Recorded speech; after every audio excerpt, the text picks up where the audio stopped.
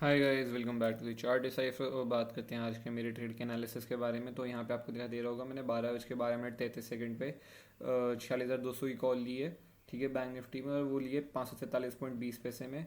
और यहाँ पे 12:13:27 पे ऑलमोस्ट 1 मिनट बाद इसको मैंने लॉस में कट किया है 498.20 में। ठीक है, तो यहाँ पे जो मेरा स्टॉप लॉस गया वो गया है 49 रुपीज़ का मेरा स्टॉप लॉस गया है। ठीक है, स्टॉप लॉस बड़ा है, उसका रीज़न भी बताऊंगा। 25% क्वांटिटी पे गया है मेरा स्टॉप लॉस 49 रुपीज़ का आज के दिन पे। और अब मैं कोई ट्रेड लेने वाला हूँ नहीं, क्योंकि मैंने अभी वेट करा था थोड़ा मार्केट का, क्या कर रहा है मार्केट। अब मुझे समझ आ गया मार्केट क्या कर रहा है, तो इसलिए मैंने सोचा कि आज के दिन पे अब ट्रेड लेना नहीं है और कोई। तो इसलिए मैंने यहाँ पे क्लोज कर दिया। और वैसे भी आज के दिन के हिसाब से रिस्क काफ़ी हो ही गया है। ठीक है, ऑलमोस्ट 50 रुपये का यहाँ पे एसएल जा चुका है, तो अच्छा बड़ा एसएल ही है। 50 रुपये का एसएल बड़ा ही रहता है। और आज का दिन साइडवेज दिन है, मतलब ऐसे कुछ मार्केट ट्रेंड नहीं दे रहा है, कुछ ज़्यादा बड़ा मूव नहीं कर रहा है। ठीक है, और रेंज के अंदर ही फंसा हुआ है एक। और बेसिकली ऑप्शन बाय का तो ट्रैप करेगा। ठीक है, काफ़ी आपने देखा होगा इंटरनेट पे चल रहा था। ठीक है, मैंने तो बजट की वीडियो डाली नहीं। क्यों नहीं डाली बजट की वीडियो? मेरा रीज़न सिर्फ यही था, क्योंकि मुझे पता था कि बजट की वीडियो ऑलरेडी इंटरनेट पे बहुत अवेलेबल है। ठीक है, कल के दिन पे मैंने कोई एनालिसिस नहीं डाला अपना, ऑलरेडी बहुत अवेलेबल है, आपको हर जगह बता दिया है। शॉर्ट स्ट्रैटेजी बना दो सुबह के 2 घंटे के लिए, फिर उसके बाद अपना ये एक साइड में जो डायरेक्शन जाएगी उसमें ट्रेड ले लो, जहाँ की भी रेंज ब्रेक होगी। फिर उसके बाद हो सकता है वो रेंज जो ब्रेक होगी तो उस साइड में या तो मूवमेंट और आ जाएगा थर्ड, मतलब अभी 1 सवा 1 बजे के बाद, या फिर उसके ऑपोजिट डायरेक्शन में बहुत ज़्यादा मूव आ जाएगा। और इसको ऐसे टाइप्स का सब कुछ बताया है, पास्ट हिस्ट्री वगैरह डेटा के हिसाब से। ठीक है, तो इन सब चीज़ों पे जब आपको इंटरनेट पे दिख जाए इतनी इन्फॉर्मेशन, तो समझ लो मार्केट कभी भी कुछ वैसा नहीं करने वाला है जो आपको हर जगह दिखाया जाता है। मार्केट कभी वैसा करेगा ही नहीं। क्यों? क्योंकि वो हर किसी को पता है, हर कोई उस पर करेगा ही एक्ट, ऑब्वियस सी बात है। ठीक है, तो ये चीज़ समझने वाली है, हर कोई इस पर एक्ट करेगा। तो और वैसे भी ये इंटरिम बजट था, सबको पता ही था इलेक्शन आ रहे हैं, तो इलेक्शन के बाद वाला जो जुलाई में बजट आएगा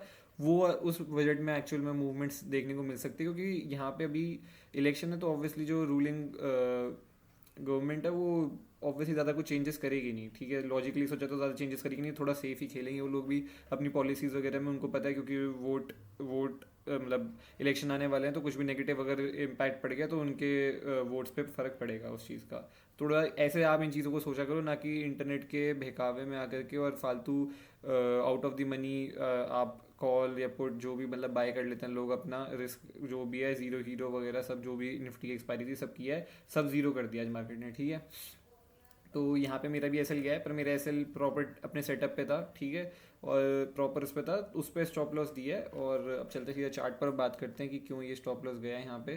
ठीक है, और अच्छा बड़ा एसएल ही है, मतलब एसएल तो बड़े रहेंगे। देखो, अब मैं उसका रीज़न क्यों बता रहा हूँ कि क्यों बड़े रहेंगे। तो यहाँ पे सीधी सी बात है, देखो स्टॉप लॉस बड़े इसलिए रहेंगे क्योंकि मार्केट अगर आप देखो तो काफ़ी वोलेटाइल है। और इंडिया विक्स जो है, जो विक्स है वो हाई है। तो विक्स हाई रहेगा तो जब भी हम एट द मनी या इन द मनी ऑप्शंस में ट्रेड करेंगे तो वहाँ पे प्रॉफिट भी ज़्यादा उतने ही होंगे। ठीक है, जब प्रीमियम बढ़ेगा तो बढ़ेगा भी बहुत तेज़ी से, लेकिन जब गिरेगा तो गिरेगा भी बहुत तेज़ी से, लॉस भी ज़्यादा ही होगा, मतलब स्टॉप लॉस आपके बड़े रहेंगे। ठीक है, ये बात समझने वाली है। जब प्रीमियम सस्ते होंगे तब वहाँ पे स्टॉप लॉस भी छोटे रहेंगे, तो प्रीमियम में उतनी स्पाइक भी नहीं आएगी। तो ये बेसिकली स्पाइक का कॉन्सेप्ट है इंडिया विक्स का, कि विक्स जब ज़्यादा है तो मार्केट में प्रीमियम की जो आईवी रहती है वो हाई रहती है। जब आईवी हाई है तो वो रिएक्ट भी उतना ही करेगी। मतलब अगर ये कैंडल गिर गई तो रिएक्शन भी वैसा ही रहेगा प्रीमियम के अंदर, और अच्छा रिएक्शन रहेगा। और ये कैंडल अगर बढ़ गई तो रिएक्शन उतना ही अच्छा रहेगा, बढ़ भी उतनी तेज़ी से जाएगा। ठीक है, तो इस तरीके से काम करता है, इसलिए स्टॉप लॉस बड़े रहेंगे यहाँ पे। अब कुछ महीने मुझे लगता है जब तक इलेक्शन है तब तक यहाँ पे विक्स हाई साइड पर रहेगा। तो इस वजह से यहाँ पर स्टॉप लॉस थोड़े बड़े रहेंगे। विक्स गिर गया किसी दिन तो अलग बात है, कुछ आईवी वगैरह कम रही तो। ठीक है, तो इसलिए स्टॉप लॉस मेरा आज 50 रुपये का गया, वरना ये 30 रुपये का स्टॉप लॉस होता नॉर्मल दिन पे, जिसमें विक्स क्या नाम है आपका 12 13 10 रुपये ऐसे टाइप्स रहता है। तो उसमें तो 30 रुपये ज़्यादा स्टॉप लॉस बनता नहीं है आज के दिन पे जो गया है। और ये स्टॉप लॉस भी मैं मिनिमाइज कर सकता था, बट मेरा टारगेट एक्चुअली बड़ा था और रिस्क थी, तो इसलिए पूरा स्टॉप लॉस लेके जाना था, क्योंकि risk to reward ratio maintain करना जरूरी है। अब मैं सब बताऊंगा आपको। ठीक है, और ये 1 मिनट में ही हुआ है जो भी काम हुआ। तो 1 मिनट मतलब इतना तो ट्रेड में होल्ड करूंगा, जब होल्डिंग के लिए मैंने ट्रेड लिया था, स्कैल्पिंग का कोई ट्रेड था नहीं।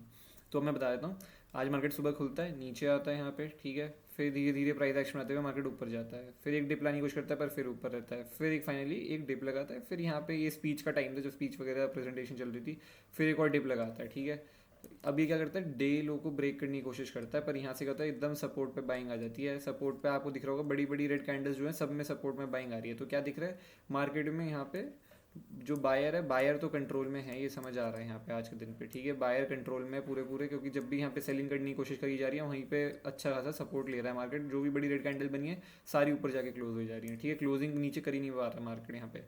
तो अब आपको क्या दिखाई दे रहा है, यहाँ पे मार्केट एक पैटर्न बना रहा है, ठीक है। यहाँ पे एक बॉटम बना दिया मार्केट ने, वापस सपोर्ट ले लिया और एकदम से यहाँ से शूट हो गया ऊपर, ठीक है। तो जब ये यहाँ से शूट हुआ है एक इस जगह पे, तो जैसे ही इसने शूट किया, इसने निकाला तो इसका टारगेट समवेयर इस जगह का रहेगा, ठीक है, इस जगह का रहेगा टारगेट। तो इसने टारगेट भी हिट कर दिया, जब इसने इस कैंडल में निकाला तो अगली कैंडल में से टारगेट भी हिट कर दिया ये वाला। बट मैंने जो ट्रेड लिया वो मैंने इस वाली कैंडल में लिया, आपको ये रेड कैंडल दिखाई दे रही होगी, यहाँ पे मैंने ट्रेड लिया है और यहीं पे मैंने एंट्री बनाई है। तो उसका रीज़न क्या था, सीधा सिंपल रीज़न था ये, अगर आप देखो तो ये कंटिन्यूस रेजिस्टेंस बनते हुए आ रही है मार्केट में, ठीक है। मार्केट ने कल के दिन पे यहीं पे रेजिस्टेंस लिया, आज ओपन हुआ तो यहीं से रेजिस्टेंस लेके सेलिंग आई है। थर्ड टाइम मार्केट एक अच्छी बुलिश कैंडल बना के जा रहा था, यही मेरा स्टॉप लॉस था। स्टॉप लॉस एक्चुअल में हाँ यही था, समवेयर इस जगह का एसएल था मेरा, ठीक है। और एंट्री जो हुई है वो मेरी इधर ही हुई है, एग्जैक्टली एंट्री मेरी यहाँ पे हुई है, ठीक है। जैसे मैंने आपको बताया कि मार्केट में अगर मोमेंटम आने को तो मार्केट रुकेगा नहीं, अपने आपको सीधा यहाँ से अगर निकला तो अगली कैंडल भी शूट करके ऊपर निकलेगी, ठीक है। आज के दिन में वोलेटिलिटी वैसे भी थोड़ी हाई है, बजट वगैरह, तो यहाँ पे अगर इसको जाना होगा तो मोमेंटम से ब्रेक करके निकल जाएगा, ऑलमोस्ट जहाँ पे अभी खड़ा है उस जगह तो पहुंचेगा इस कैंडल में।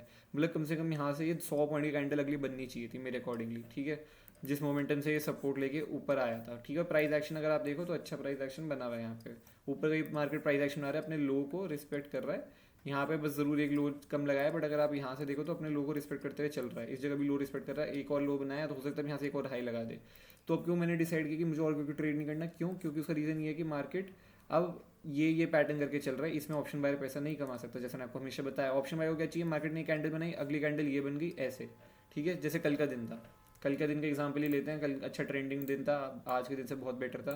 तो कल का दिन देखो, आज के दिन और कल के दिन में क्या फ़र्क है। कल मार्केट में क्या हुआ, मार्केट ने सेलिंग कोशिश करी, रिवर्सल आया बहुत स्ट्रॉन्ग, ठीक है, सपोर्ट लिया, मार्केट ने टाइम बिताया 15 मिनट स्ट्रॉन्ग, ये होता है देखो कितना देख रहे हो आप, स्पाइक, ये होता है मोमेंटम यहाँ पे, ठीक है, ये मोमेंटम है। आज के दिन पे क्या हुआ, मार्केट में बाइंग आई, नीचे आया, ऊपर जाया, फिर नीचे आ रहा है, फिर जाएगा, ऐसे ऐसे जाएगा। कल के दिन क्या दिख रहा है आपको, ये ऑप्शन बायर के लिए, इसमें ऑप्शन बायर पैसा कमाएगा, इसमें कौन पैसा कमाएगा, ऑप्शन सेलर जो भी डायरेक्शनल ट्रेड कर रहा है वो भी डायरेक्शनल, ठीक है।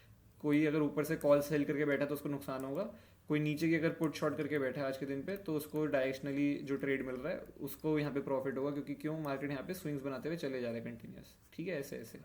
तो अपना हर जगह ट्रेल करते चल सकता है, स्टॉप लॉस हर स्विंग पे अब यहाँ पे ट्रेल करके चल सकता है समवेयर, ठीक है, ऐसे।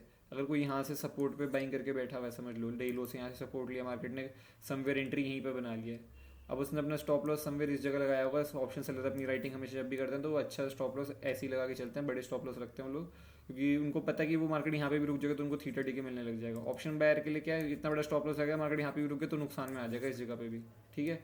और जब वापस मार्केट इधर आ जाएगी यहाँ पे रुकने के बाद तो पता है कितना बड़ा नुकसान हो जाएगा। तो ये सब चीज़ें हैं, ये कॉन्सेप्ट आप सबको पता ही होंगे। तो मार्केट में सीधी सी बात है, यहाँ पे मैंने ट्रेड लिया, अभी क्या हुआ, एंट्री ये थी, स्टॉप लॉस समवेयर इस जगह पे था, मार्केट ऊपर गया, स्पाइक आया, मेरे प्रीमियम यहाँ से 30 रुपये बढ़ भी गए, ठीक है, 30 रुपीज़ ऑलमोस्ट बड़े प्रीमियम मेरी आंखों के सामने 30 रुपीज़ बढ़े और पूरे 30 रुपीज़ एकदम से गिर भी गए, और उसके बाद और ज़्यादा माइनस में ऑलमोस्ट यहाँ पे स्टॉप लॉस हिट कर गया, ठीक है। चाहता तो मैं इसमें लॉस मिनिमाइज कर सकता था, बट टाइम ही कितना हुआ था ट्रेड लिए हुए, 1 मिनट भी नहीं हुआ था। मैंने कहा कि हो सकता है थोड़ा नीचे आए फिर वापस ऊपर निकल जाए, ठीक है। तो स्टॉप लॉस जो लगा के बैठे तो स्टॉप लॉस तो लेके जाना पड़ेगा, उसका रीज़न भी बताया था क्यों इतना बड़ा स्टॉप लॉस लिया। बड़ा स्टॉप लॉस इसलिए लिया क्योंकि यहाँ से टारगेट सीधा 46,500 का था, ठीक है, सीधी सी बात है, पर टारगेट बहुत बड़ा था, 46,500 का था।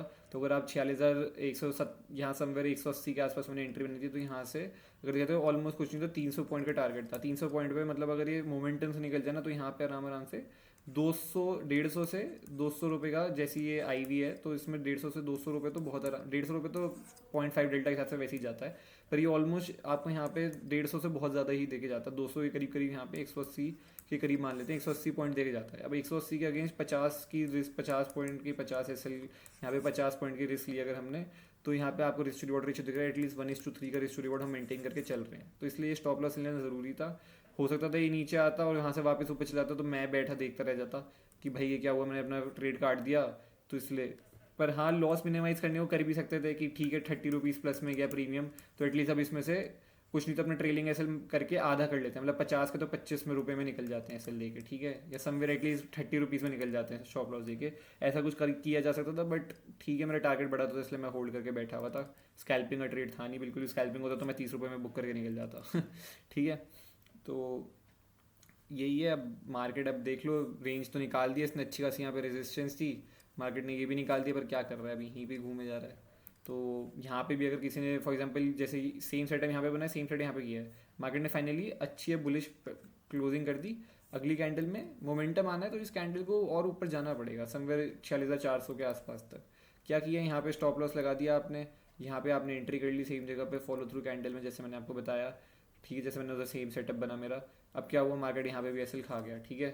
तो जब मैंने ये चीज़ देखी तो मैं तो वैसी ट्रेड लेना था नहीं, मैं तो शांति से बैठा था, मेरा प्लान था अगर ये यहाँ पे ऐसे जा रहा है और अगर ये कैंडल के बाद कुछ रिट्रेसमेंट आके कंटिन्यू कर रहा है तो वहाँ पे मैं ट्रेड लूँगा। अब ऐसे मैं रनिंग कैंडल्स में तो नहीं जाने वाला, ठीक है, जैसा मैं इस कैंडल में कहता ऐसे तो नहीं जाने वाला अब, क्योंकि ऑलरेडी वहाँ पे मैं फंस चुका हूँ। अब मेरे को चाहिए कि हाँ ये ऐसे जाए तो फिर यहाँ पे रिट्रेसमेंट लेके कंटिन्यू करके यहाँ का ऐसा रख के एंट्री बनाई जाएगी हमारी, 100, 150, 200 पॉइंट का टारगेट रखेंगे। बट मार्केट ने जैसा है अच्छा हुआ यहाँ पे ब्रेकआउट फेल ही किया, तो हमने एंट्री नहीं भी बनाई तो अच्छी बात है। जो भी है, मैं तो मतलब सीधी सी बात है कि अगर यहाँ पे एंट्री नहीं भी बनाता तो मैं यहाँ पे आज एंट्री बना के स्टॉप लॉस खाना ही था मुझे, ठीक है। स्टॉप लॉस तो मेरे को खाना था, आज इस जगह पे भी खाना था। मेरी एंट्री यहाँ पे नहीं होती तो मैं पक्की बात है यहाँ पे एंट्री बनाता ही बनाता अपनी समवेयर, क्योंकि ब्रेकआउट इसने अच्छी बुलिश कैंडल से किया है। यहाँ पे कुछ नहीं है बेसिकली, ऐसा नहीं है मार्केट ऊपर नहीं जाना चाहता, मार्केट ऊपर जाना चाहता है, पर मार्केट ऐसे ऐसे जाना चाहता है जिसमें ऑप्शन वाले का पैसा नहीं बनेगा। तो ये समझना ज़रूरी है, आज ऑप्शन सेलर की मार्केट है तो उनके हाथ में छोड़ दो, उनको कमाने दो।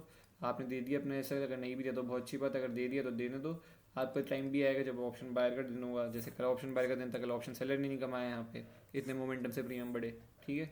तो यहाँ पे ऑप्शन बायर ने कमाया, कल कल मैं ये पकड़ नहीं पाया बट मैंने और यहाँ पे ट्रेड पकड़े थे जैसे मैंने आपको बताया था, तो वो ट्रेड मैंने अच्छे पकड़े थे, वो भी मतलब कि इतना बड़ी ट्रेंड आती मैं ट्रेड पकड़ के ले गया था अपने पॉइंट्स इकट्ठे करके।